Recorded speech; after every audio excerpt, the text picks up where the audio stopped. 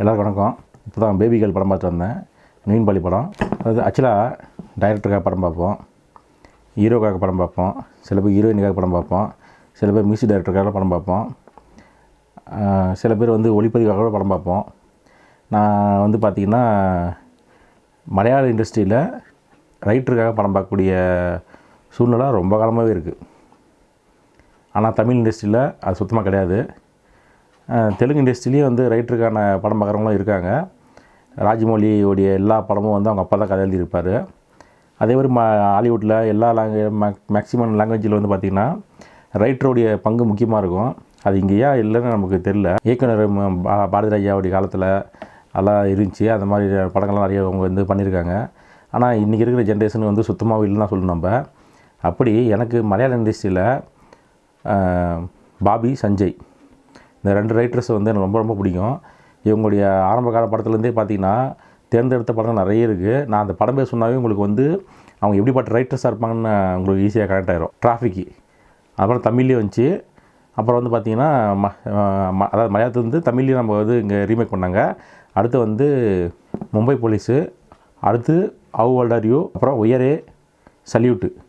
உயரெல்லாம் வந்து மலையாளத்தில் வந்த படங்களில் பயங்கரமான படம். எனக்கு ரொம்ப பிடிச்ச படம் எனக்கு அது. இப்போ நான் சொன்ன எல்லா படமும் வந்து மலையாளத்தில் ரொம்ப ரொம்ப சிறந்த படமாக இருக்கும். அதுக்கெல்லாம் காரணம் வந்து பாபி, சஞ்சய் தான் ரைட்டிங் பண்ணதில். அவங்களுடைய ரைட்டிங்கில் இந்த படம் வந்து வந்திருக்கணுன்னே எனக்கு ஒரு இன்ட்ரெஸ்டிங் இருந்துச்சு.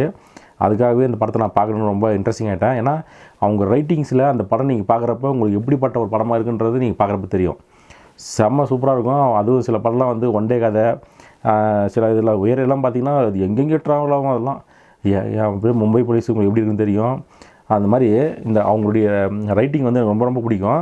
அவங்க ரைட்டிங்கில் இந்த படம் வந்திருக்கு. அது எப்படி இருக்குன்றதை நான் பேச போகிறேன். படத்தில் ஒரு ½ அன் ஹவர் சீன் வந்து அன்எக்ஸ்பெக்டடாக இருந்துச்சு. ஆனால் மற்ற எல்லாமே எக்ஸ்பெக்டடாக ஆகிடுச்சு. அதுதான் எனக்கு கொஞ்சம் வருத்தமாக இருந்துச்சு. ஆனால் இவ்வளோ பேர் ரைட்டர்ஸு கண்டிப்பாக யானைக்கு அடிசு இருக்குன்னு சொல்லுவாங்க. இவ்வளோ பேர் ரைட்டர்ஸு எப்படி ஒருவேளை அவங்க வந்து இன்றைக்கி இருக்க ஜென்ரேஷனை பார்த்து நம்ம வந்து எழுதுன்னு நினச்சாங்களா? எனக்கு கேட்டால் அது ஒரு எந்த ஜென்ரேஷனாக இருந்தாலும் சரி கனெக்ட் ஆகிட்டு தான் இருக்க போகுது. இப்போ கூட உயரை பார்த்தீங்கன்னாவோ இல்லை மும்பை போலீஸ் பார்த்தீங்கன்னாவோ அவுல்டரி பார்த்தீங்கன்னா உங்களுக்கு வந்து இன்ட்ரெஸ்டிங்காக தான் இருக்கும். அந்த படம் பார்க்குறப்போ இப்போயும் நீங்கள் பார்க்கக்கூடிய படமாக தான் இருக்கும். அப்படின்றப்ப ஏன் வந்து இவங்க எங்கேயும் சர்க்கிச்சுன்னு நமக்கு ஒன்றும் புரியல எனக்கு. ஏன்னா இந்த படத்தில் மேக்ஸிமம் ஒரு ½ அன் ஹவர்ஸ் காட்சிகள் மட்டும்தான் அன்எக்ஸ்பெக்டடாக இருக்குது. ஏன்னா இது ஒரு த்ரில்லர் படம் தானே எடுத்துருக்காங்க. அதாவது என்ன பேஸ் மட்டும் சொல்லிடுறேன், எப்பவுமே ஸ்பாயில் பண்ண விரும்ப மாட்டேன். ஒரு ஹாஸ்பிட்டலில் பிறந்த 3 நாளான ஒரு குழந்தை காணாமல் போயிடுது. அந்த குழந்தை கண்டுபிடிச்சாங்களா இல்லையா அப்படின்றதான் கதை. அங்கே அட்டெண்டராக இருக்கிற நவீன் பாலி அதான் இப்படி பாதிக்கப்படுறாரு. இந்த கதை எங்கே போய் முடியுது, என்னவா ஆகுதுன்றது தான் அந்த படத்துடைய கதை. அப்போ நீங்களே யோசிச்சு பாருங்கள், இது ஒரு கிரைம் த்ரில்லர் சப்ஜெக்டாக தான் இருக்க முடியும். அப்படின்றப்ப எப்படி வந்து இவங்க மிஸ் பண்ணாங்க தான் எனக்கு புரியல. ஏன்னா படமே ஒரு வழக்கமான ஃபார்மேட்லேயே போயிட்டு இருந்துச்சு. ஆரம்பத்துலேருந்தே பார்த்திங்கன்னா நமக்கு எல்லாமே தெரிஞ்சு போன விஷயமாகவே அடுத்தடுத்து போயிட்டு இருந்துச்சு. நடுவில் ஒரு ½ அன் ஹவர் வந்து கொஞ்சம் இன்ட்ரெஸ்டிங்காக இருந்துச்சு, கொஞ்சம் அன்எக்ஸ்பெக்டடாக இருந்துச்சு. மறுபடியும் வந்து வழக்கமான ஃபார்மேட்டுக்குள்ளே போயிட்டாங்க. இன்றைக்கி இருக்கிற டெக்னாலஜி அதை வச்சு யூஸ் பண்ணிக்கிறது.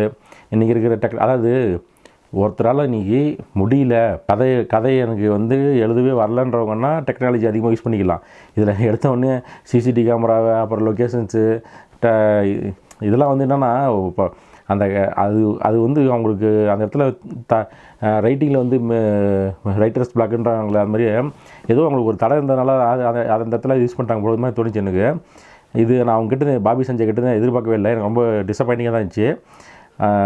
ஆனால் இந்த படம் வந்து பார்த்திங்கன்னா 2 ட்ராக்கில் இருக்குது. ஒன்று கிரைம் த்ரில்லர் பார்க்கன்னு சொல்லலாம், இன்னொன்று வந்து பெண்களுடைய பார்வையிலையும் அந்த படம் ஒன்று இருக்குது. அந்த சப்ஜெக்ட்டு கொஞ்சம் முக்கியமான விஷயமாகவும் இன்றைக்கி பார்க்கப்படுதுன்னு வச்சிங்களேன். அது அந்த சப்ஜெக்ட் நல்லா இருந்துச்சு. ஆனால் ஒரு படமாக முழு படமாக பார்த்திங்கன்னா எல்லாமே எக்ஸ்பெக்டடாகவே இருக்குது. அப்போ நம்ம அன்எக்ஸ்பெக்ட் பண்ணி போகிறது நமக்கு தெரியவில்லை. அதுதான் பிரச்சனையாக இருந்துச்சு. இன்றைக்கி இருக்கிற நவீன உலகத்தில் கல்வி தொழில்நுட்பம்லாம் எவ்வளோ வளர்ந்துச்சு, அதை நம்ம நோக்கி எவ்வளோ டெவலப்மெண்ட்டில் நோக்கி போயிட்டுருக்கோம். ஆனால் இன்றைக்கி இருக்கிற ஜென்ரேஷன் இளைய தலைமுறைகிட்ட ஒரு முதிர்ச்சியற்ற வேகம் இருக்கிறது ரொம்ப ஆபத்தான விஷயமாக நான் பார்க்குறேன். அதுதான் அந்த படத்தில் வர ஒரு கேரக்டர் வந்து அந்த குழந்தையோட அம்மா, அவங்க அப்பா, அந்த கேரக்டர் வந்து வடிவமைச்சிருக்காங்க. அது உண்மையாக சொல்லப்போனால் அது ஒரு முதிர்ச்சியற்ற வேகமாக தான் நம்ம பார்க்க வேண்டியதாக இருக்குது. எனக்கு இந்த படமே வந்து எக்ஸ்பெக்டடாக தான் இருந்துச்சு. ஒரு 2-3 மூமெண்ட் மட்டும் பார்த்திங்கன்னா அன்எக்ஸ்பெக்டடாக இருந்துச்சு. மற்றபடி பார்த்திங்கன்னா இது வந்து ஒரு ஆவரேஜ் படமா பிலோ ஆவரேஜ் படமாலாம் நான் சொல்ல வரல. நான் ரைட்டிங்கில் கோட்டை விட்டாங்க. ஏன்னா ரைட்டர்ஸ் வந்து எப்படிப்பட்ட ரைட்டர்ஸு பாபி சஞ்சய் இவங்க வந்து எப்படி இவங்க அவங்க அட்லீஸ்ட் வந்து எப்படி அதை மிஸ் பண்ணாங்கன்னு தான் நான் அனலைஸ் பண்ணக்கூடிய சூழ்நிலையாக ஆயிடுச்சு எனக்கெல்லாம். படம் பார்க்குறப்ப எங்கே அவங்க மிஸ் பண்ணியிருப்பாங்க, என்ன எதனால் இதை படம் மிஸ் ஆகிடுச்சு அவங்களுக்கு அப்படின்னு தான் எனக்கு யோசித்தேன் நான். இப்போ வந்து சாத்தா பச்சா, இப்போ பேபிகேர்ள் ரெண்டுமே பார்த்திங்கன்னா எனக்கு மலையாளத்தில் வந்த படத்தை 2 படமும் வந்து பார்த்திங்கன்னா அப்செட்டு தான். சொல்லிக்கிற அளவுக்கு ஒன்றுமே இல்லை. எல்லாமே எக்ஸ்பெக்டடு, எல்லாமே வழக்கமான ஃபார்மெட்டு, எல்லாமே வழக்கமான கதை, வழக்கமான காட்சிகள், அப்படி வழக்கமானு சொல்லி போயிட்டதுனால என்னடா இது எல்லாமே இப்படி கொண்டு போயிட்டு இந்த மாதிரி தான் இருந்துச்சு எனக்கு.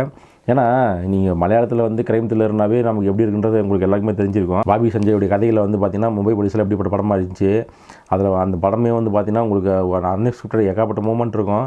இப்போ பார்த்தா கூட அப்படியே யாரா நீங்கன்ற மாதிரி தான் எடுத்து வச்சுருப்பாங்க. இவங்ககிட்ட இருந்து இவங்களுடைய ரைட்டிங்கில் இப்படி ஒரு படம் ஏன் வந்துச்சு அப்படின்னு எனக்கு கொஞ்சம் யோசிக்கக்கூடிய சூழ்நிலையை தான் கொண்டு கொடுத்துட்டாங்க. எனக்கு ஒரு எக்ஸ்பெக்டோட தான் போனேன். ஆனால் அன்எக்ஸ்பெக்டாக நடந்தது என்னன்னா எக்ஸ்பெக்ட் ஏன்னா வச்சுட்டு போனன்ற மாதிரி தான் ஆகிப்போச்சு. நீங்களும் வந்து எக்ஸ்பெக்ட் பண்ணி போனால் வேணாலே அன்எக்ஸ்பெக்ட் பண்ணி போனாலும் சரி, என்னென்னா பார்க்குறப்ப உங்களுக்கும் வந்து ஒரு கட்டத்துக்கு அப்புறம் ஒரு ஏன்னா இன்றைக்கி எல்லாருமே உலக சினிமா பார்க்க ஆரம்பிச்சிட்டோம். எல்லாருக்கிட்டையுமே ஓடிடி இருக்குது. எல்லாமே உலகத்தில் இருக்கிற எல்லா படமும் பார்த்துக்கிறோம். அப்படின்றப்ப நமக்கு எக்ஸைட்மெண்ட்டுன்றது கொஞ்சம் கொஞ்சமாக குறைஞ்சிட்டு தான் வருதுன்றது உண்மை தான், இல்லை நான் சொல்லவே இல்லை.